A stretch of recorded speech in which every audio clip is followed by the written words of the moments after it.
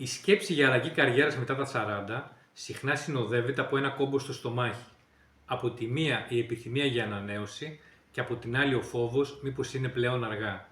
Στα 20 αλλάζεις καριέρα από περιέργεια, στα 30 από φιλοδοξία, στα 40 όμως αλλάζεις επειδή δεν μπορείς να κρυφτείς από τον καθρέφτη σου. Ξέρεις τι δεν σου ταιριάζει, ποια περιβάλλοντα σε εξαντλούν, ποια είναι τα δυνατά σου σημεία. Σπάνια είναι η ίδια η εργασία το πρόβλημα.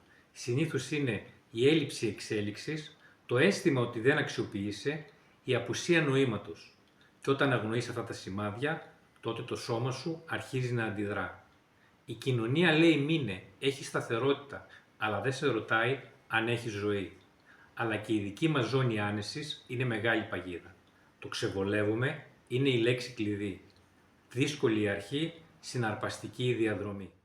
Γιατί αν φύγεις με σχέδιο, τι φοβάσαι ότι θα χάσεις. Δεν ξεκινάς από το 0. Στα 40 σου έχεις προϋπηρεσία. Έχεις αποκτήσει σημαντικές δεξιότητες που είναι το κεφάλαιό σου. Το στίχημα είναι να το ταιριάξεις σε ένα καινούριο περιβάλλον. Η αλλαγή καριέρας μετά τα 40 δεν είναι ζήτημα ηλικίας. Δεν είναι απλώς μια άλλη εργασία. Είναι ζήτημα ποιότητας ζωής. Να μπορείς να ζεις χωρίς να μετράς τις μέρες για το Σαββατοκύριακο. Το ερώτημα δεν είναι αν είναι πλέον αργά, αλλά αν αντέχεις άλλα 10 ή 20 χρόνια στην ίδια κατάσταση.